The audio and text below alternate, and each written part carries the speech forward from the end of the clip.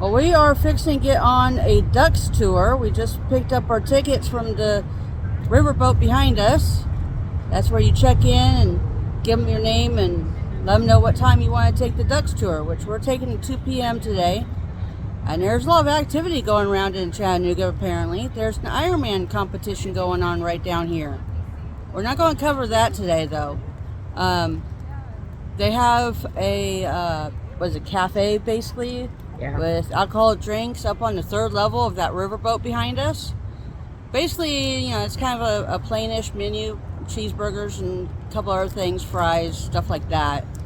I don't know if we'll eat there at some point or not, but we're just waiting for our tour to start here in a little bit, and we're going to take you guys along with us.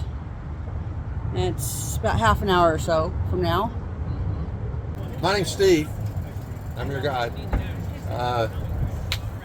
Has anybody ever done this? No? Okay, y'all have. But here, y'all have done it actually here. Okay. This is a duck. Most people think of them as DUCK ducks, but it's really DUKW. These things were military vehicles. They were built in 1942 for the Normandy invasion. This thing was built in 1942. So I'll let you do the math on that.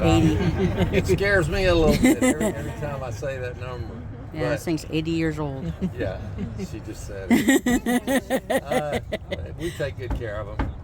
But they built them for the Normandy invasion, and they did so well at Normandy that they continued to use them throughout Europe and in Pacific campaigns. They had them in Korea at the Incheon landing. They still were using them during the Vietnam era. But they don't use them anymore. The military doesn't. All of them in existence that I know of are either doing this, or there's a couple sitting in somebody's barn field somewhere. But anyway, yeah, it's pretty much, they're just tourist vehicles now. We're one of the only outfits that runs the originals. But like in Boston, those are purpose-built for the tourist industry. They're not really quite what you're going to ride in today. But it is a truck. So, it's a little stiff, it's a little loud. We know all about trucks. So just bear that in mind. What we're going to do, you may have noticed there's a little bit going on. Is anybody competing tomorrow? Any Ironman? Oh, you are? Jeez. You are? Well, good. Good luck. So we're having an Ironman tomorrow, and that is just a race that, how long is the bicycle? Long. I was looking at it earlier. 116 miles. Tomorrow, what are you going to do? I'm going to hopefully do 2.4 mile swim. 2.4 mile swim. 116 mile bike. 116 mile bike. And 26.2 mile run. 26.2 mile, a full marathon. Is that it? Well, it's kind of funny. We also do a half marathon, so they do half that, and so that's kind of our joke around here is, it's just a half. Yeah. But yeah, either way, I'm really impressed. Yeah. Thanks. I haven't done Have you done one yet? No. First one. Okay, well, good luck. Thank you. So anyway, that's going on, and so it sort of changes the way that we have to do things. What I'm going to do, it worked last trip, so hopefully it'll work this trip. We're going to go out this way. I'm going to loop back into downtown, and we're going to do one loop of downtown, basically the old original downtown, the way it was laid out in the 1800s. And then we'll come back here and we'll go on the river. I managed to get 30 minutes on land and 30 minutes in the river in 1 hour last trip. So if the traffic's not too bad, we should be good for that. But once we go downtown, we're committed anyway. So while we're on the road, just remember there are city buses, transfer trucks. There are places where the trees are kind of growing out into the street. So make sure you keep your arms and your heads inside the bus while we're on the road. When we get to the river, we turn into a boat, and that's why we have life jackets. Now this is a commercial boat, and that just means there's no legal requirement that anybody wears a life jacket just because we're on the water. Having said that, they're here, I got them, and you're welcome to put them on whenever you wish. I do recommend that you at least wait till we get ready to go on the river, just because it looks kind of silly driving all over town with a life jacket on, and they're not very comfortable. Yeah. So what I will do when we get to the ramp, before we go down, I'm going to turn around and say, is everybody ready? And that's your cue. If you want to get a life jacket on, let me know. I'll give you all the time you need to get one on. But the only time you have to wear one is if I say so. If I say so, don't panic. There's plenty of them, and you don't have to fight over them. The best thing is for one person from each family group get up and get a life jacket for yourself and your folks. Does that work for everyone? All right. I guess that's me. I'll show you how they work. When you get it out, Guess you can get looks out. like this. Well, now, first, there's two sizes. This is the standard size. This is for everybody that weighs 45 pounds or more. If anybody doesn't weigh that much, they're on purpose right here in this corner. But they all work the same way. So what I'm going to show you is going to work no matter what you're using. When you get it out of the rack, it looks like this. There's a strap wrapped around it. So step one is to find this clip and unclip it. There's one strap. It comes down like this. There's no front or back to it. It'll go on this way or this way. It doesn't matter. So whichever way you're looking at it, you just kind of pull it open, pull it over your head. One strap goes around you one time and clips back. And that's all there is to it.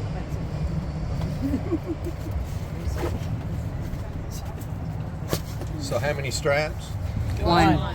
How many times One. does it go around you?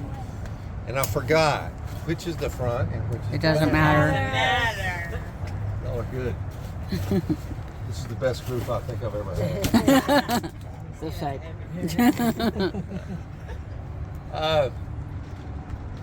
So that's how that works.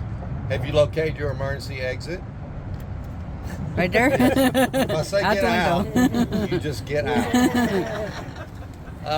Another thing is man overboard is pretty unlikely. The only way it happens is if someone throws somebody out or somebody jumps out.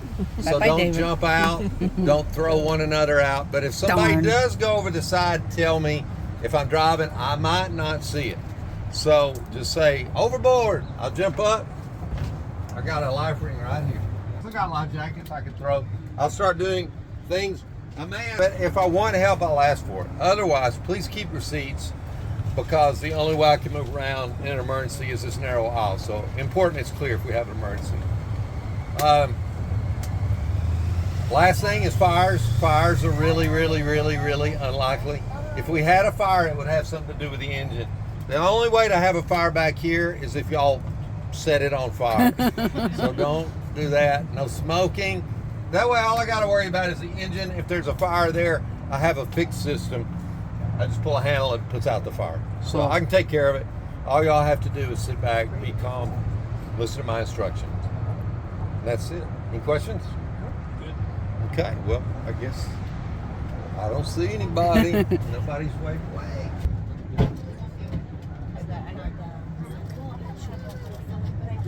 We got 20 passengers today.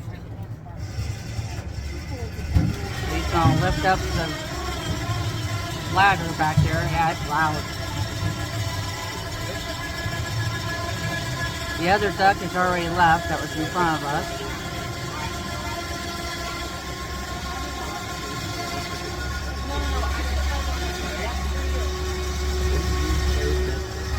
Yeah. Don't know what it stands for. Guess we'll have to look that up later.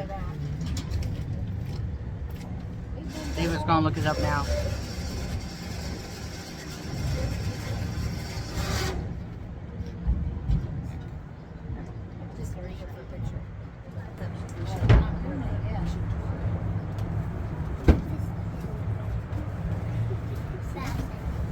Picture an amphibious modification of the 2.5-ton CCKW truck used by the U.S. military during World War II and the Korean War.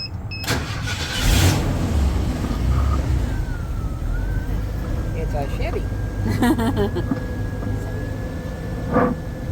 That sound okay? Yep. Okay. Here we go.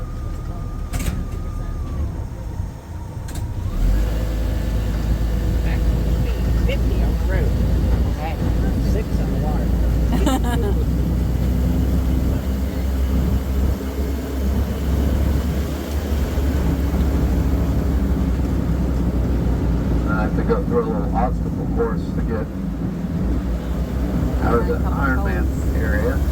Cones on the road.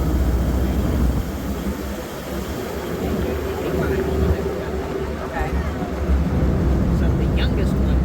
Yeah. So what's the penalty box for? If you are drafting off of somebody, Oh, you can't do that? no. If you throw garbage, Uh-huh. and if you block the roadway. Okay. So I'll try not to do any of it. I won't be watching. Let's see there. No, we won't actually be operating. Oh, you won't. No.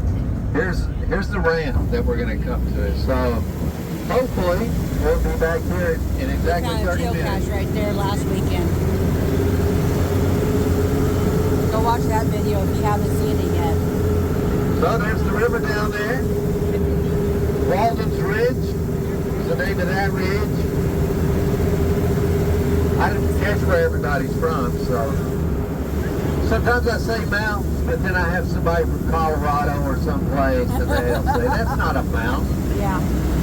So, Color Ridge. And that is the name of it, Walden's Ridge. Now all of this, you know, Chattanooga was an industrial town right up until the 1960s. And this was where most of the heavy industry was from. The old Johnny Bridge, the bridge that we were just under, and going this way towards Lookout Mountain. This was all foundries and a tannery right here. This is, all these condos is a fairly recent development. I guess about 5 years ago, they finished them up.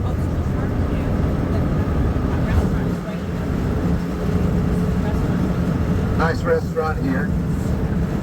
The Pour House, P-O-U-R. Yeah. Parkway Poorhouse. This is our whiskey distillery, Chattanooga Whiskey. This is the first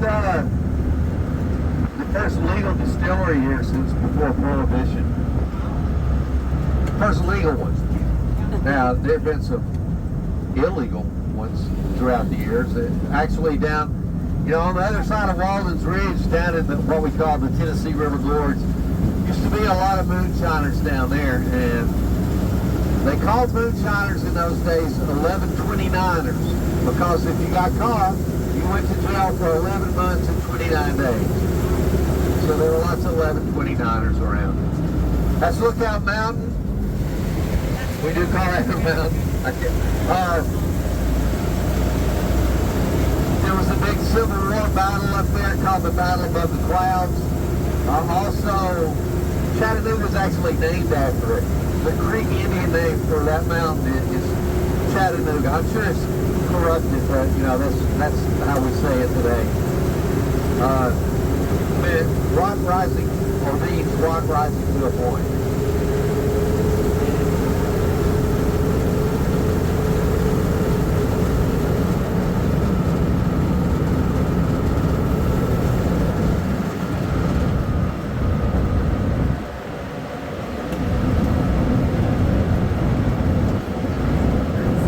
Look at the skyline.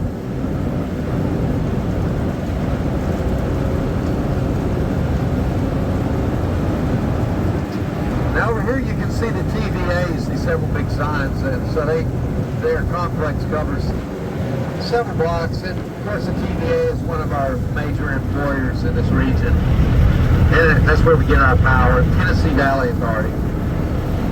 Interestingly, that part of Chattanooga, up until the 1970s, that was all owned by the state of Georgia. Georgia owned a big, several blocks of downtown Chattanooga. Had to do with the railroads, but Chattanooga, they didn't really like that. It kind of bothered them, so they were always trying to get it back. They went to court. Georgia would always win, but eventually, when Jimmy Carter was governor of Georgia, he sold it back to Chattanooga for a couple of million, which doesn't seem like much now, but I guess in the 70s it was worth more. Yeah. City Cafe, that's a nice little diner. We've eaten there. One of the only places downtown that's open 24 hours. But if you don't really feel like a whole meal, I do encourage you to go in there and get a piece of cake. They have really great cake there. Their cakes are Big. huge. Yeah, big. Large serving. Big, yeah, they give you a huge piece. And they're all on display in their glass. They're pretty Very good. good. Reed House on your left. It's the biggest and one of our oldest and most and nicest hotels. There have actually been 2 hotels on the site. The first one was the Crutchfield, which was about as big, not as tall, but about the same footprint. And but it was made out of wood, and it survived the Civil War, but then it burned down in 1867, and they built the Reed House right on top of it. Interesting thing happened there in the Civil War. Jefferson Davis was passing through here after he had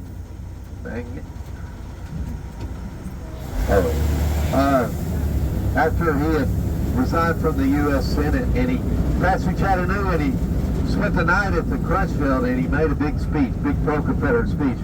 But you know, there were lots of Union. Chattanooga was about half and half, pro-Union, pro-Confederate, and the biggest Unionists in town were the Crutchfields. They owned the hotel there, and William, the youngest brother, he got so mad he challenged Jefferson Davis to step out here on Broad Street with pistols and have a duel.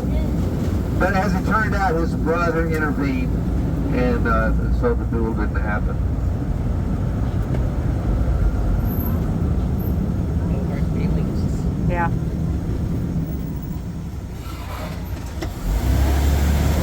This is Broad Street.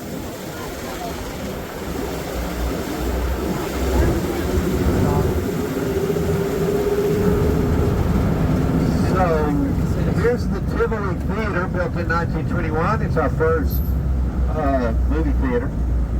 One of the first air-conditioned movie theaters ever built. Cool. And it's not a regular movie theater anymore. It's more of an event theater. They have concerts and that kind of thing there. Hasn't been a regular movie theater since 1961 when they showed Snow White and the what is it? Snow White and the Three Stooges. Okay. Was the last movie they showed there.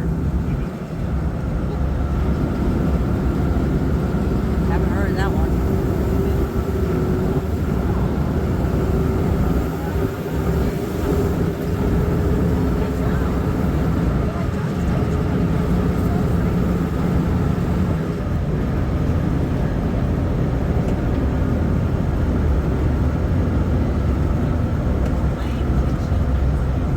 Cupcake Kitchen. That's really good. Anybody been there yet? Not yet. They're really, we used to operate out of that little alley there, so we're good friends with them, but so for disclosure, but they make really good stuff there. We have been over here though. Hey, what's up, buddy? There is a Kevin? pinball museum right over here. This is a really good block just to take a little walk. You got a nice barbecue place, Sticky Fingers, very interesting bookstore. I wanna go Nice there. release. Maybe she's moving out.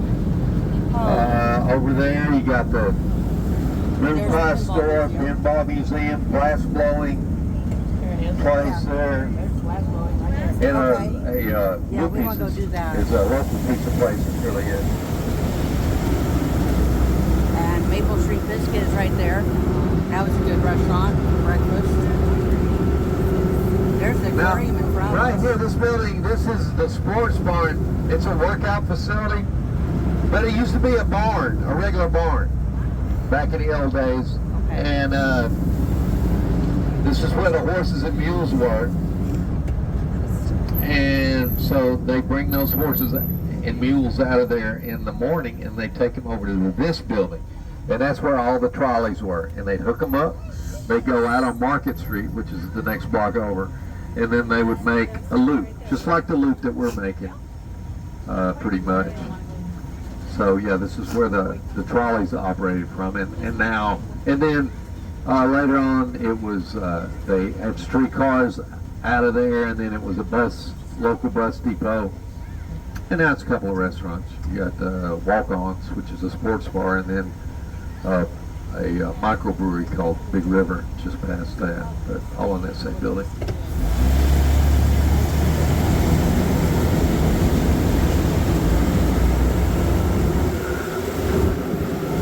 Now, if you like climbing, that's the climbing center. High Point Climbing and Fitness. Look, see that old lady climbing up there? Okay. David might want to try that. You might want to There are try lots of that. climbers around Chattanooga. I mean, we have some really great rock climbing over on Walden's Ridge and other places. And so That's the aquarium right there in front of us. but that's a way you can do it That's the river journey. without That's the having one to we go did Yep. back in July. out of town. Yeah. I don't like that sound. You run over somebody. Oh, I didn't mention it. That brick building right behind us, was the old Coca-Cola bottling plant. You know, Coca-Cola bottling started here in Chattanooga. Is anybody from Atlanta? Okay, because they always argue that. Because Coca-Cola started in Georgia, but Coca-Cola bottling started right here. They actually bought the rights to do it for $1. Down in Atlanta, they didn't really want to bottle it. They didn't think it would make a good business. Might want it back up, dude. Keep it right on the corner. So this is Market Street. This is the main street of downtown. We have a street called Main Street, but it's not really the main street. This is the one. This is the main street.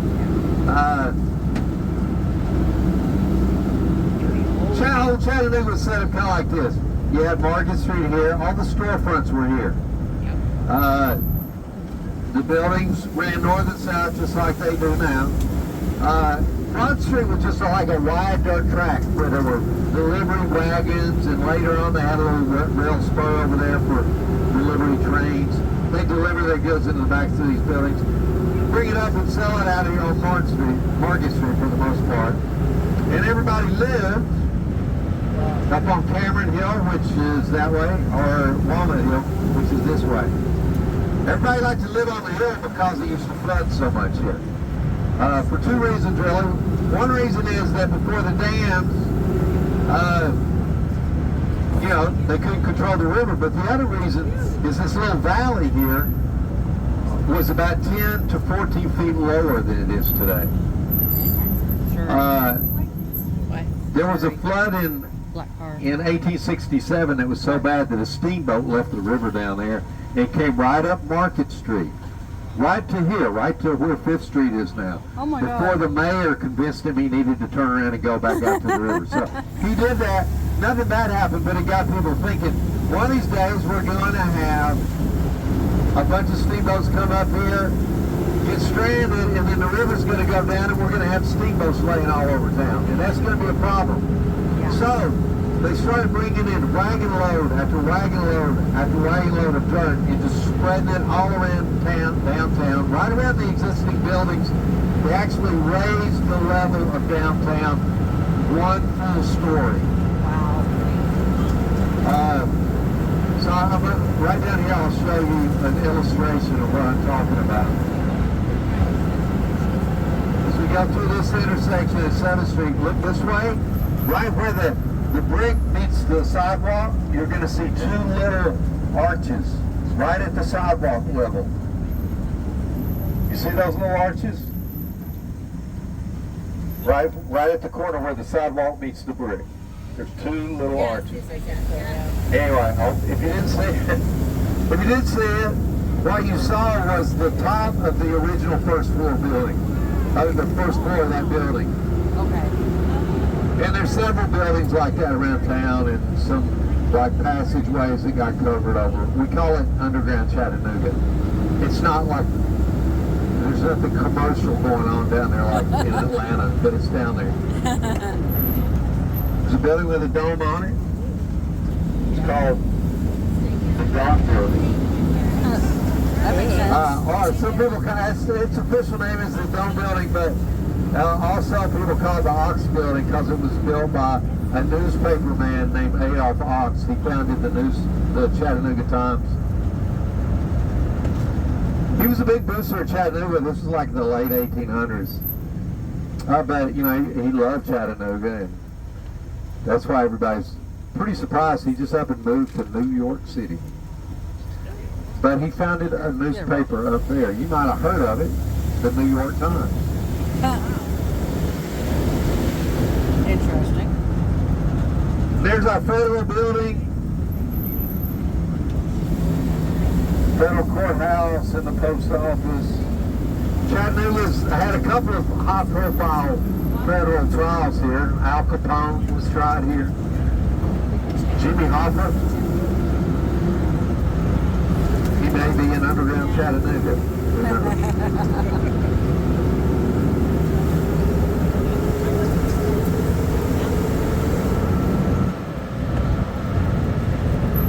Didn't know you guys were going to get a history lesson of Chattanooga today, did you?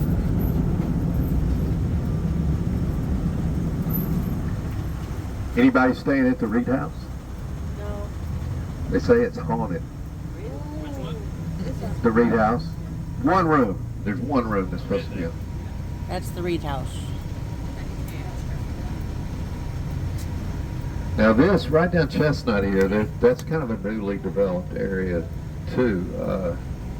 There's lots of nice little shops and restaurants. They call it West Village, I think.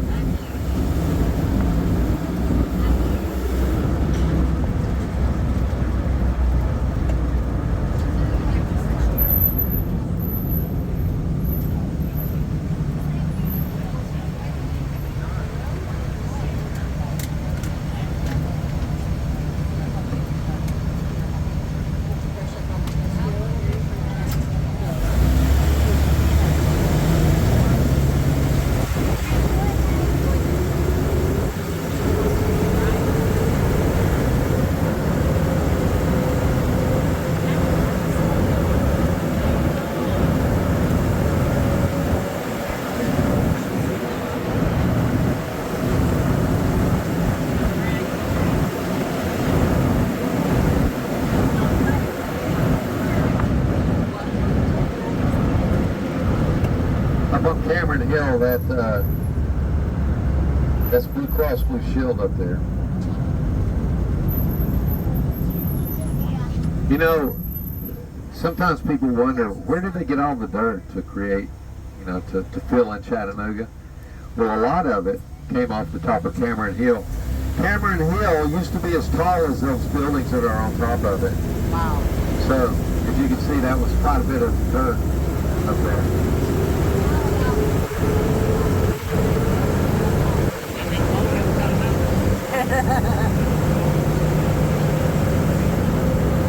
The city of Chattanooga sits on what used to be part of the Cherokee Nation. At one time there were Cherokees in Kentucky and Virginia, both the Carolinas, Georgia, Alabama, and Tennessee, but by the early 1800s that had diminished to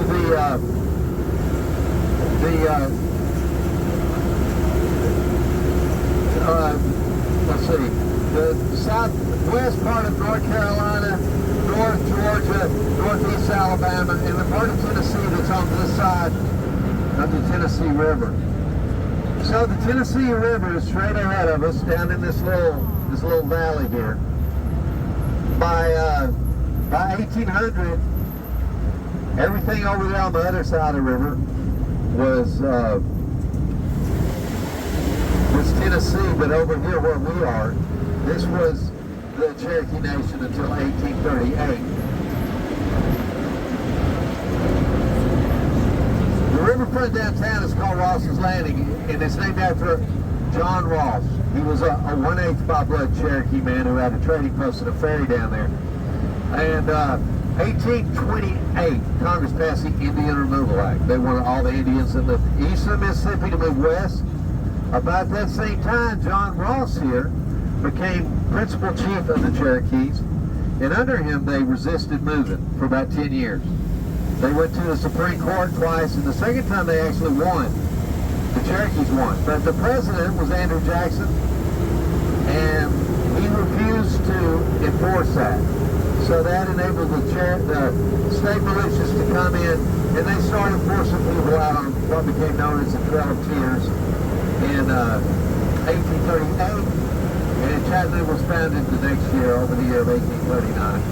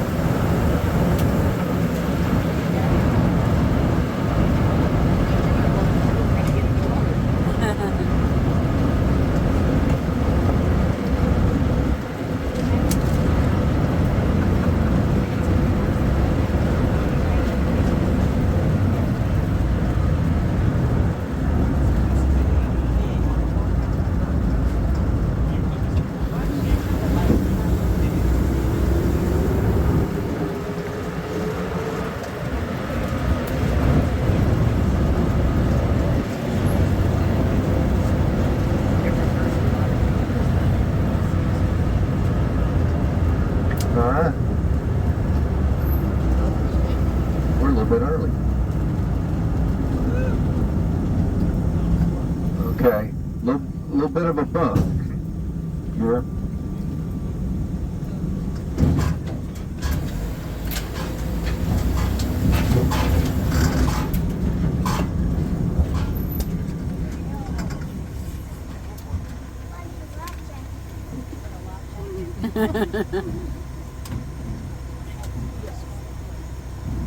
Gotta flip some switches.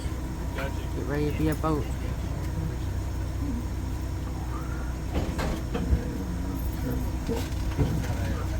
All right, we're ready. Are y'all ready? Ready. Ready. Okay, just a couple of things before we do this. A few pro tips. When we go in, there may be a little bit of spray. So if you're videoing it, it won't. If there's any at all, it won't be much. But if you don't want your device to get wet, just be ready to protect it. Every now and then, somebody slides out of their seat when we hit the water down here. It's really rare, like maybe once or twice a season, and I still don't really know how people even manage to do it. But it has happened, so I'm just warning you. If you don't want to slide onto the floor, just be ready to brace yourself against something. It's really not like a hard slam. Another thing, though, is as we enter the river, a little bit of water may kind of splash up on the platform back there where the ladder is.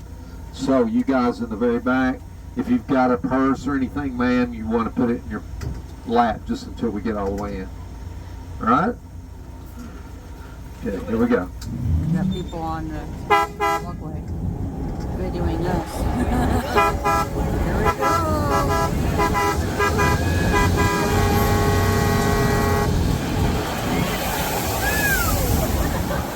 And we're on the water. Everybody good? Boy, he goes in fast, doesn't he? I wasn't expecting that.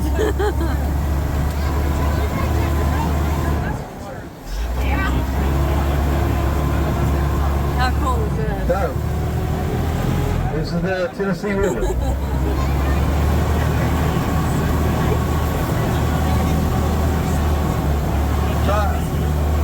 I know y'all are from Kansas. Where are you guys from? Florida and Virginia. Y'all? Connecticut. All right. And you are from Chattanooga? Alabama. Middle Tennessee. Alabama. Georgia. Okay.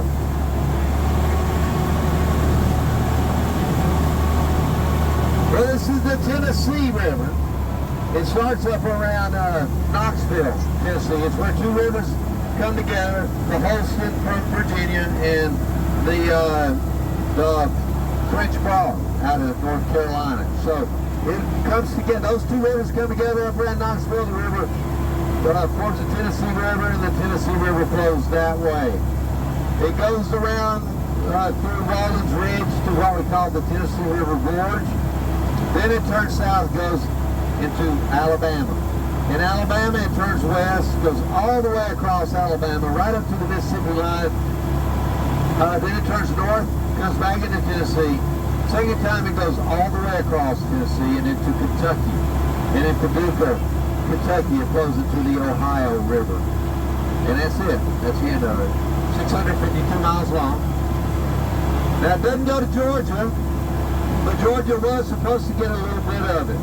Back when Tennessee was created by Congress, they said the boundary would be 35 degrees north latitude. And they picked that line so Georgia would get a little bit of the river down at Nickajack. It's about 20 miles downstream.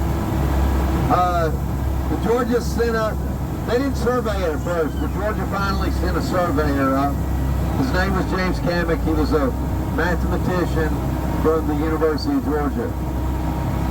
Well, he started a survey, and the legend is that he and his crew started running into a lot of moonshiners along the way, and they started drinking a lot of moonshine. And they didn't do a very good survey. And they ended up drawing the line a mile south. They were off 1 minute of latitude. They drew it a mile south of where it was supposed to be. And so that missed the river by a few thousand yards, but by the time they figured it out, it was just too late to do anything about it. So Georgia didn't get their little piece.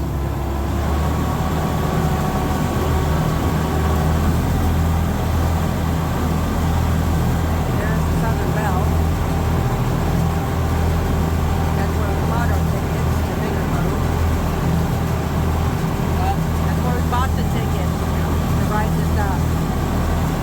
And this is the Eldrada Bridge.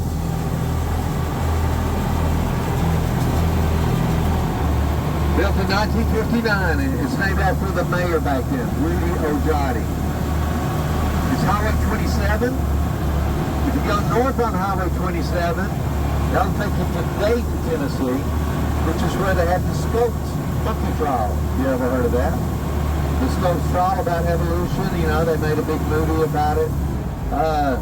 You've ever seen the movie Inherit the Wind? Spencer Tracy? They filmed it up there in Dayton.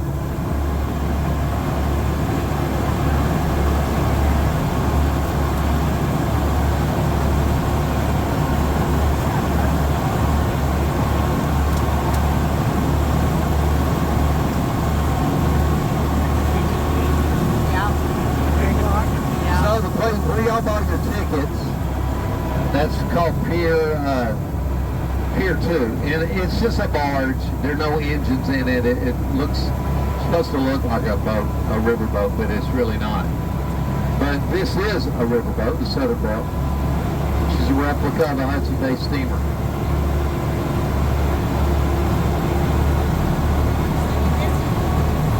Now the river boats that I've been talking about, like the one that left the river during the flood, it was maybe half that size. They were much smaller back in those days. But most of them were paddle wheelers. That one is not.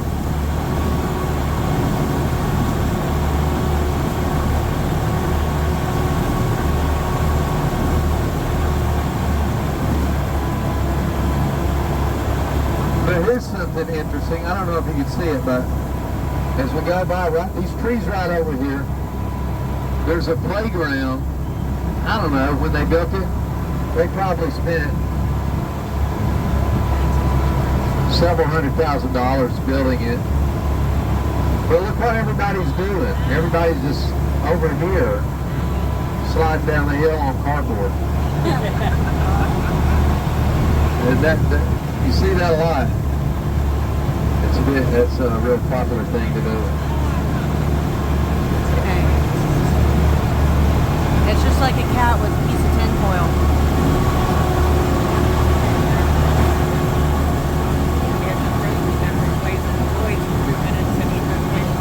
Yep.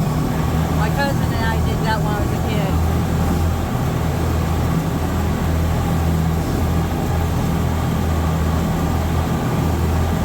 It doesn't go very fast in a boat. Yeah. 50 on land.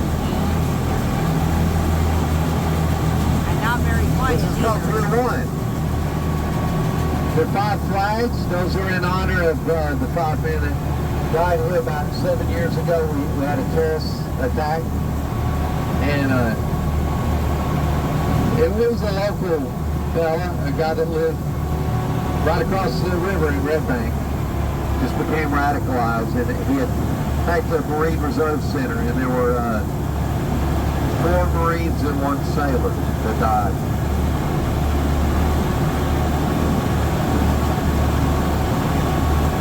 So here's the Iron Man area. You can see we got these areas where people can sit and watch these things. So the swimmers are gonna start with a 2.4 miles from right here.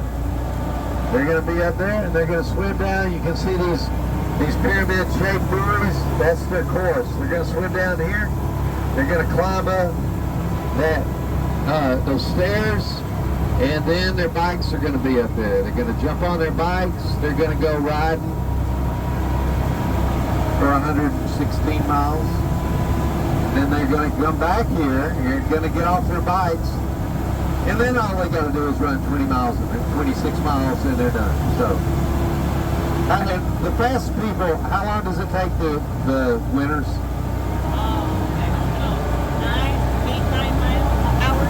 Okay. 8 to 9 hours.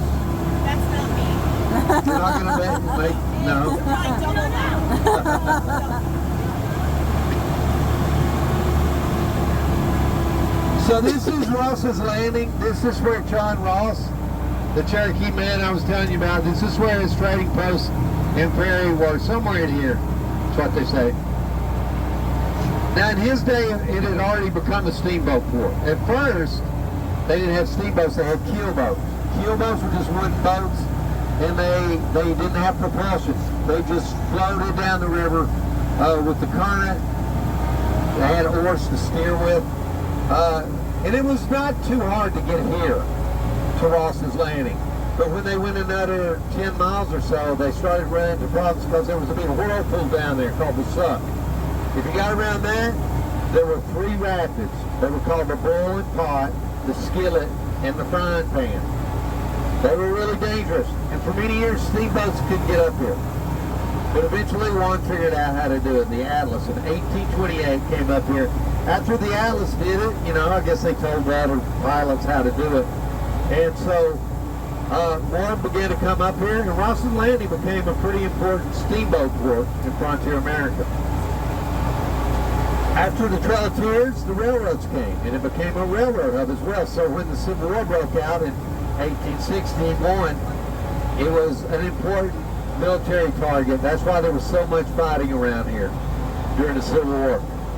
But the Union troops captured Chattanooga in 1863 and occupied it for the rest of the war.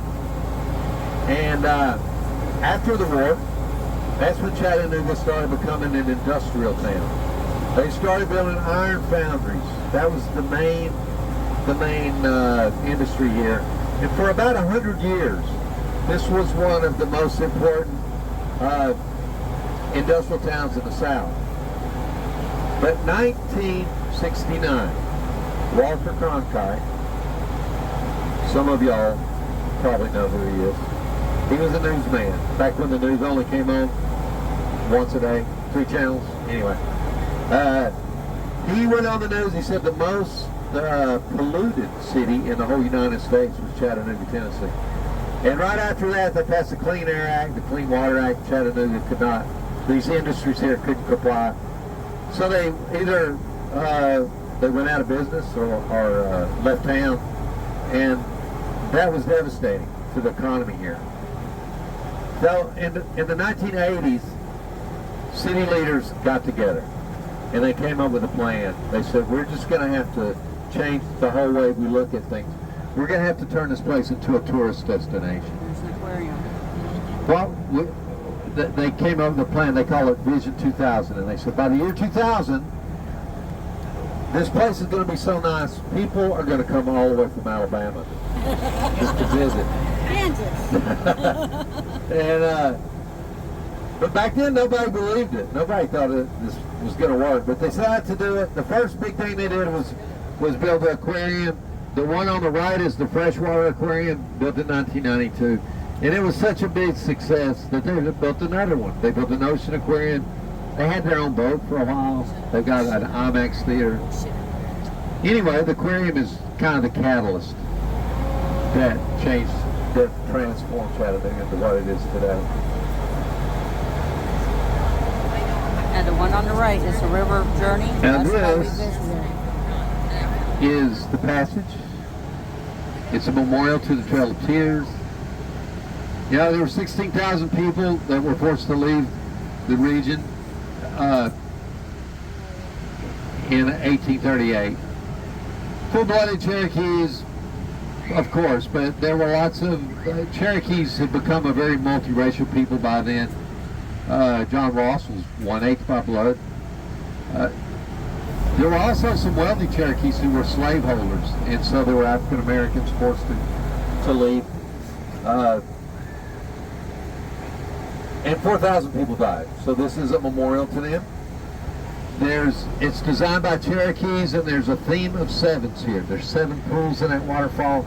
And these pipes, those are supposed to be fountains. They're not working right now, but there's 7 of the pipes. 7 stickball players up here, 7 stars. 7 is sacred in Cherokee tradition. And there's 7 clans. Cherokee tribe. Little example of the Cherokee alphabet there.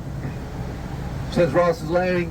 Above that in Cherokee, but Roman alphabet. But at the very top, that's in the Cherokee alphabet, which of course was invented by Sequoia back around 1810 and became widely used throughout the Cherokee Nation.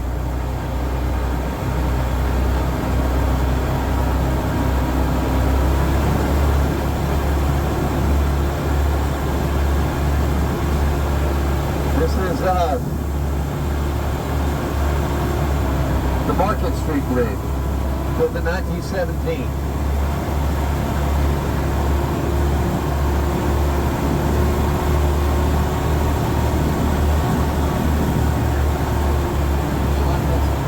Well, do any of these young folks want to drive the boat? Anybody? You're not. You want to drive? All right, well, come on. David's This guy's going a to truck get driver. I tired. guess he just loves his job. Let's watch Plus, you don't David. always get to drive a truck on the water. Let's watch David drive this thing. Yeah, what's your name? David. Avon? David. David. Losing my hearing. All right. Yeah, just see the dock up there? See a dock up on that island? Yeah, just kind of aim in that direction.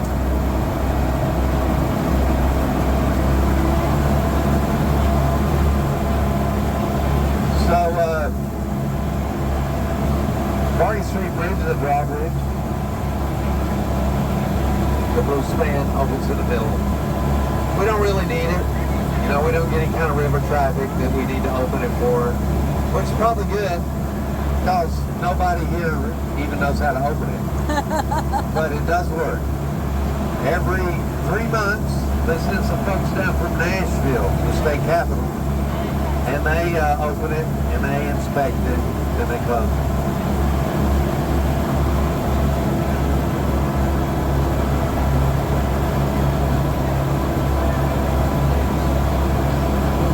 The next bridge is the Walnut Street Bridge, built in 1898.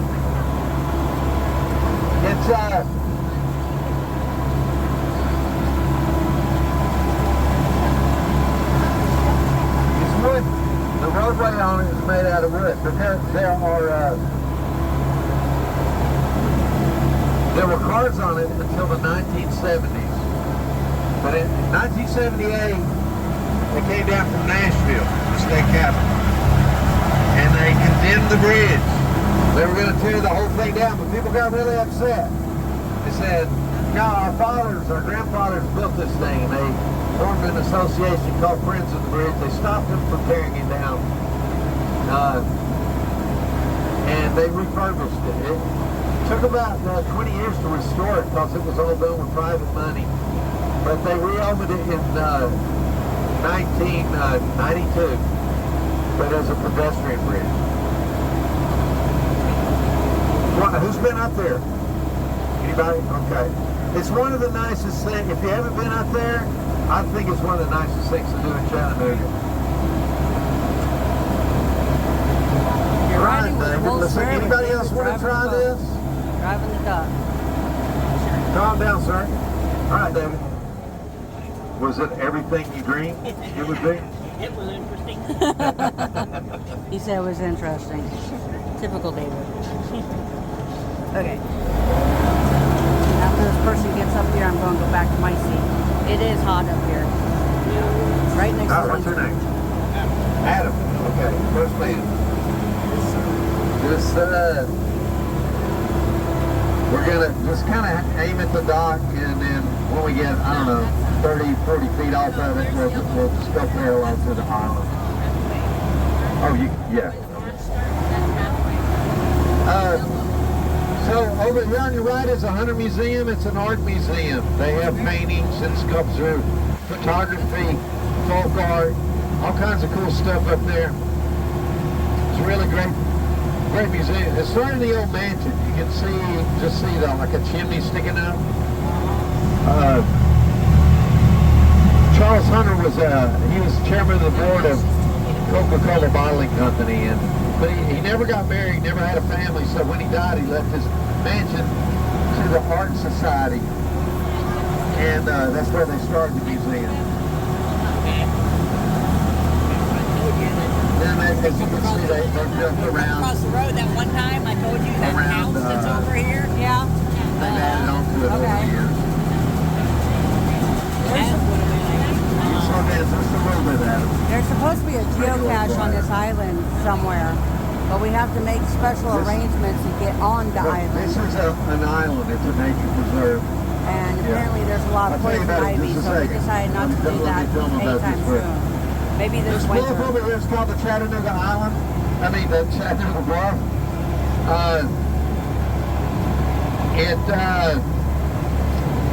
It does have a Cherokee name. It's called Alpanua, and that means like the hawk's nest. There's a Cherokee legend that there was a pair of giant hawk-like creatures that live up there. They were called Tanuas. So if you look at the museum all the way to the west, the glass part with the funny-looking roof, that roof represents a hawk. So it's just an homage to the Cherokee name of the bluff.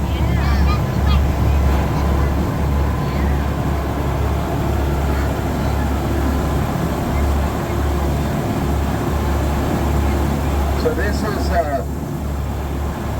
McClellan Island. It's a nature preserve and a bird sanctuary.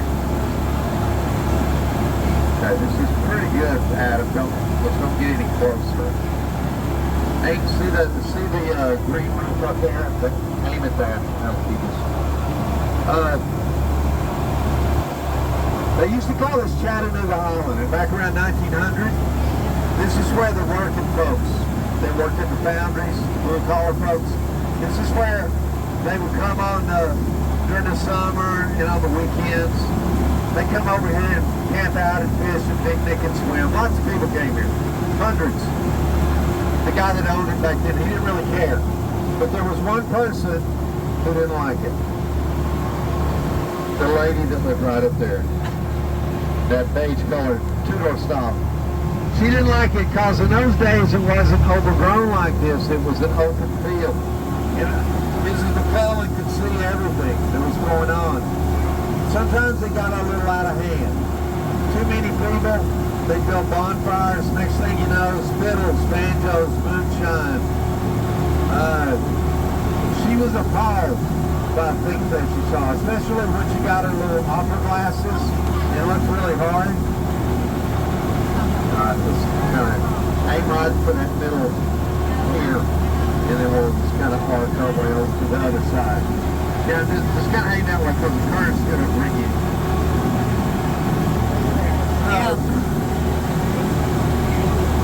No, we're going to stay on this side of the pier, yeah.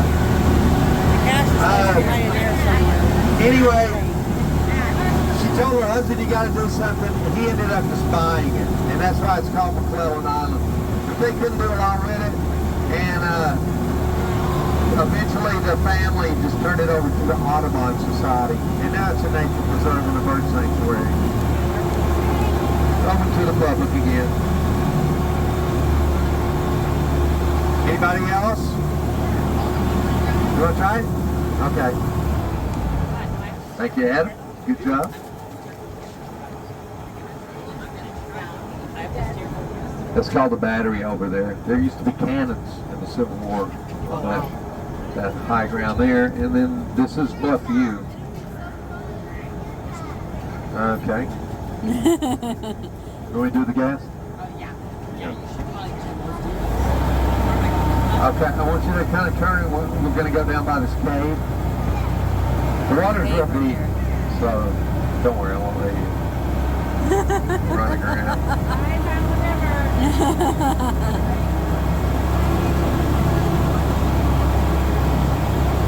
Yeah, let's get a little closer to the bluff. Well, anyway, nobody really lives up there anymore. Those old homes, those are bed and breakfasts or restaurants and shops, that kind of deal. This is a cave. Actually, I live here, that's my chair. Now, you go in, it doesn't look like it from here, but you go up and over, and it opens it up into a chamber that goes back in there. You can walk upright 100 feet.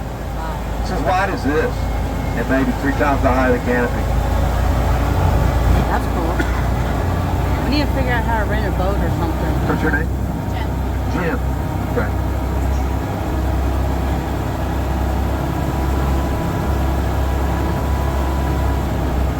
Now you can see the green stuff hanging down. That's just English ivy, which is not native to America. The people that lived up there, like Charles Hunter, I guess, they had these nice gardens, English style gardens that looked out over the river. And so they planted that 100 years ago. And it's still there. So tomorrow, Jen, if you get really tired and you need a break, see there's an iron ring right there. See that? You can just swim over there and grab on to that. Yeah. Well, actually, a lot of times, all these climbers we have around here, in the summer, a lot of people do climb out here. Because the water's 15 feet deep right there. So people can climb on that bluff if they get into trouble, you know, they can just push back and go in the water. There's plenty of water. But these iron rings, there's one there. There's one right abeam on us, see, about 6 feet off the water. It's about this big around. Yeah, I see. And then there's another one even higher up. Those are mooring rings. Back before the Civil War, there was a glass furnace right here where the trees were, and the boats that brought in their raw materials, they were tied to those rings. Kind of out this way. No, anywhere but there, yeah. Anywhere but where you were steering. So, you said this was your first, have you done a half? Yeah, I've done 6 halves. You've done 6 halves. Well, then that's 3 marathons, right? What's That's that? 3 marathons. That is. Yeah, but they were just halves. Yeah. Now she and I do marathons together. Oh, really? Yeah, we're doing 50 states. Really? Yeah. Great. Have you done Texas yet? Yeah. Where'd you go? Houston. Houston. Okay. I ran the Galveston Marathon You did? back a long time ago. That was 1982, maybe. I was It's 1 kind year of- old. I would say it has to be one of the most boring. Because you run out to the seawall and then you just run, you know, half the distance down the seawall and you turn around and you run back. Anybody else want to try this? Nobody is too young or too old.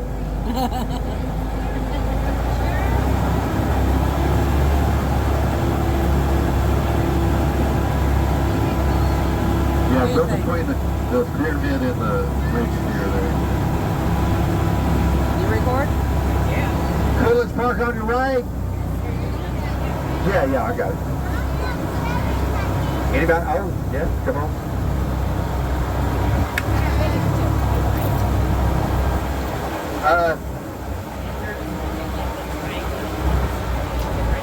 Wolvespirit named after Charles. He won the Medal of Honor World War II. They've got a nice carousel over there. Well, can't see it now, but anyway, authentic 1890s carousel over there that's really nice and it very doesn't cost anything. Oh, well, it costs $1. What's your name? April. Oh yeah, you already told me that. How can I forget that?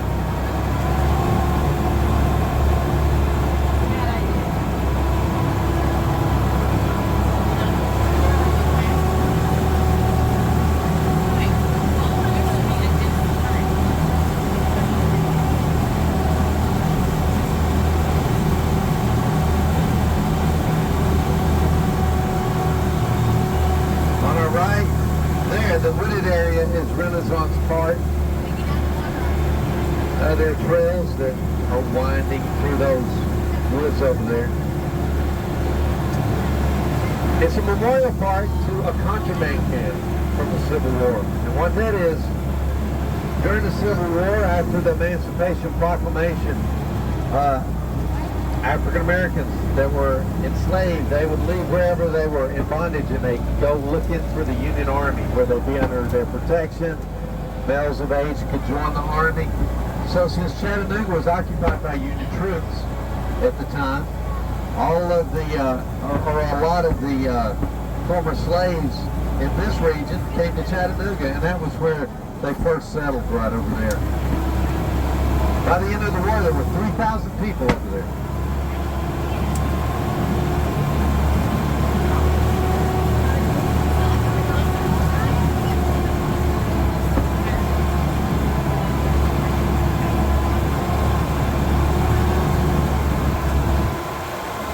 What kind of rig do you all drive? Freightliner? Is it a nice one? Oh, nice. Yeah.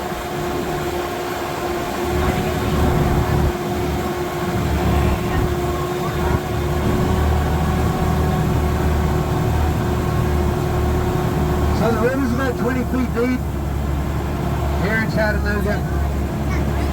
Now, it's deeper in different places. This is a reservoir we're on. You know, there's a dam. 20 miles downstream is Nickajack Dam, and so this is part of Nickajack Reservoir. Now, up here it's 20 feet deep, but if you get down to where the whirlpool used to be, that's about 10 miles, that's 80 feet. And if you've gone down to where the frying pan was, it's 120 feet. Let me take it, April. I'm not sure what he's up to.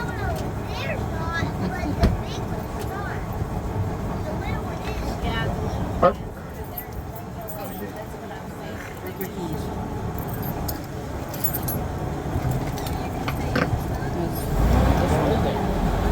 I believe he's just going to turn right around and go. It came open. But anyway, yeah, so down there where the frying pan was, That's how the Bell's leaving for its so trip. it drops off between here and there. It drops off 100 feet.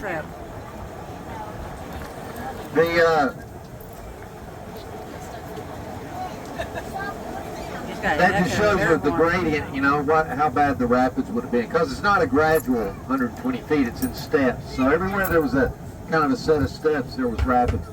The way that the steamboats figured out that they could ascend the river was, they would be coming up the river, and as they approached a rapid from downstream, they would arrange for people to be waiting on them on the shore.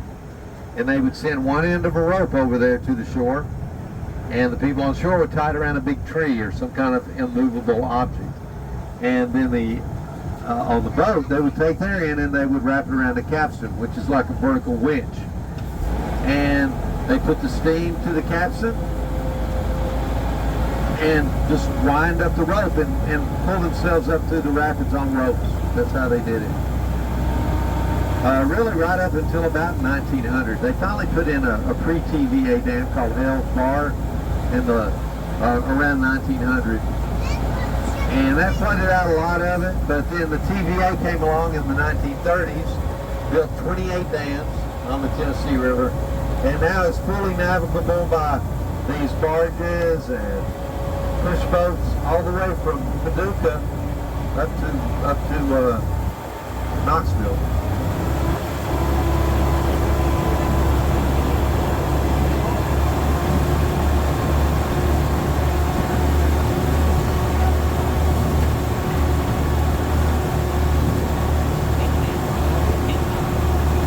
Chattanooga's still a pretty busy river port. About 2 million tons of cargo is loaded or discharged from these barges here every year.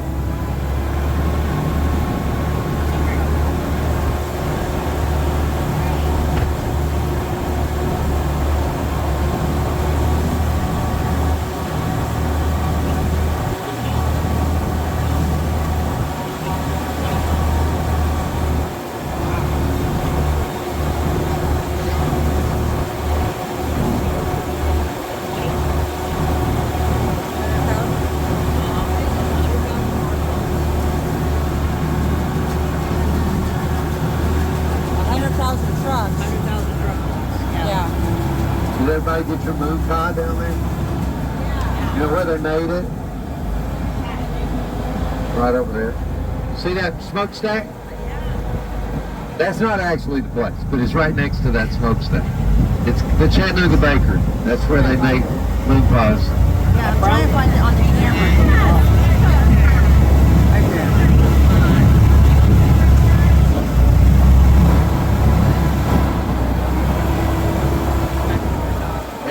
Just to the left, well now the trees are getting in front of it, just to the left of that smokestack, there's a big brown house. Here, we'll come back into view. Can't remember the name of the show, and I didn't watch it, but somebody told me about this. This brown house is coming from behind the trees. On HGTV, there was some kind of a show where they built, you know, it was like a reality show where they built houses. Anybody know the name of that? Anyway, that house was on one of the houses that they covered. That's cool.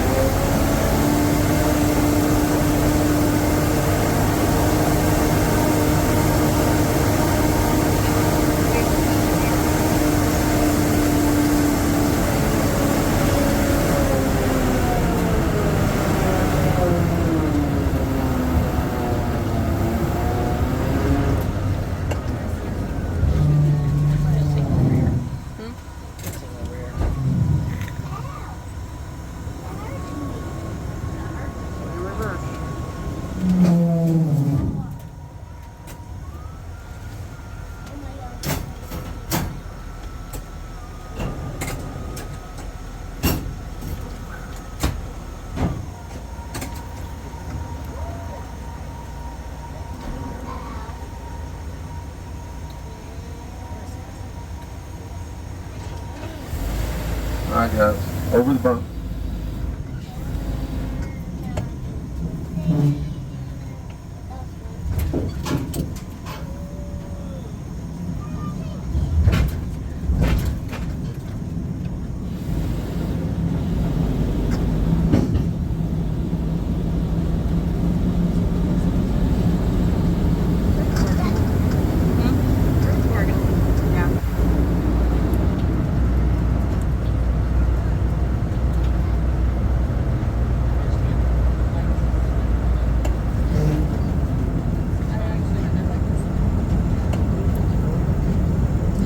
Sorry in the back, watch these branches, they're kind of low. I'm doing my best. I don't want to hit that Lexus though. No, definitely not. That was Or the Mercedes.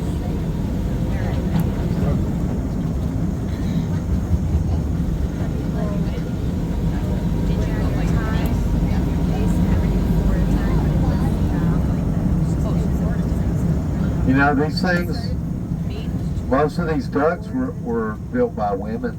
Did you know that? That's cool. Because they were built, you know, at that time when it was mostly women that were staffing factories around the country. Whoops.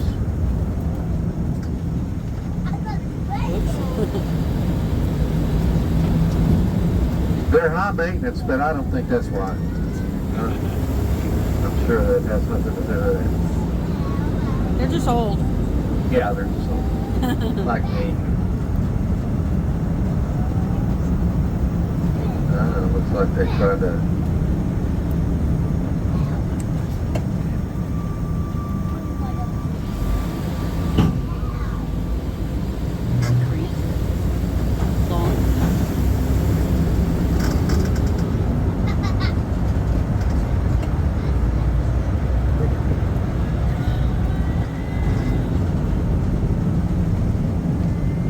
Guys, well, we're almost done.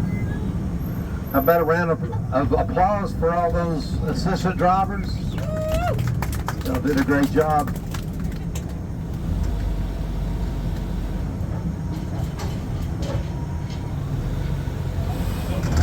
That's all right.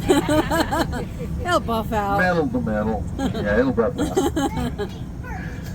Yeah, before y'all get up, let me get to the back so I can get the gate started. It'll go on smooth that way. Watch your step going down the ladder. Make sure you got all your stuff. But anyway, I appreciate you coming, and I hope you have a nice visit. Thank you, and Jen, good job. Hey, also, everybody, let's give Jen a round of applause, and good luck. Thank you, Captain Steve. Thank you. Guys. Enjoyed it. Good trip. So we just ended our duck tour, and that was very interesting. Didn't know we were going to get a little bit of a history lesson with Chattanooga. He was a great guide, and we enjoyed our trip. And if you ever get a chance to ride on one of these things, make sure you take that chance. As he was saying during the tour, he's moving it up a little bit, he thinks Chattanooga is the only place that uses the original vehicles from World War II. I know there's other duck tours around the country, but there's some that built the vehicle from the ground up as a tourist vehicle, and you know, not using the original 1942 to 1945 vehicles. So this was an interesting trip, and we hope you enjoyed exploring and riding with Wolvespirit, with both of us driving the thing in the water for a few minutes. It was a lot of fun. And if you did enjoy this video and the trip with us, make sure you give us a thumbs up, share the video out with your friends, and leave us a comment down below. Let us know if you've taken a ducks tour, if you plan to, if you're afraid to because of things you've heard in the past. Don't go out on the water when there's a storm coming. Just a little bit of a tip there. And if you're not already subscribed, make sure you smash the subscribe and bell icon so you'll get notifications when we upload new content. We'll have at least one new video every week, including a shorts video every Sunday morning at 9 a.m. Central U.S. time. We hope you enjoyed this exploration of Chattanooga from a different perspective, and we'll see you on the next one. Okay, here's some history on the duck from Wikipedia. The duck was designed by Rod Stephens Jr. of Sparkman Stephens Incorporated, yacht designers. Dennis Puleston, a British deepwater sailor resident in the U.S., and Frank W. Speir from the Massachusetts Institute of Technology. Developed by the National Defense Research Committee and the Office of Scientific Research and Development to solve the problem of resupplying units which had just performed an amphibious landing. It was initially rejected by the armed services, but when a U.S. Coast Guard patrol craft ran aground on a sandbar near Provincetown, Massachusetts, an experimental duck happened to be in the area for a demonstration. Winds up to 60 knots, 69 miles an hour, rain, and heavy surf prevented conventional craft from rescuing the 7 stranded Coast Guardsmen. But the Duck had no trouble. Military opposition to the Duck melted. The Duck later proved its seaworthiness by crossing the English Channel. The final production design was perfected by a few engineers at Yellow Truck and Coach in Pontiac, Michigan. The vehicle was built by Yellow Truck and Coach Company, GM Truck and Coach Division after 1943, at their Pontiac West Assembly Plant, and Chevrolet Division of General Motors Corp. At their St. Louis Truck Assembly Plant. 21,147 were manufactured before the production ended in 1945. When we started the tour, and Steve, our tour guide, Captain Steve, the driver of the Duck, said that it was a 30-minute on land and 30-minute on water tour because of the Ironman event going on this weekend and the way that they had to alter their course.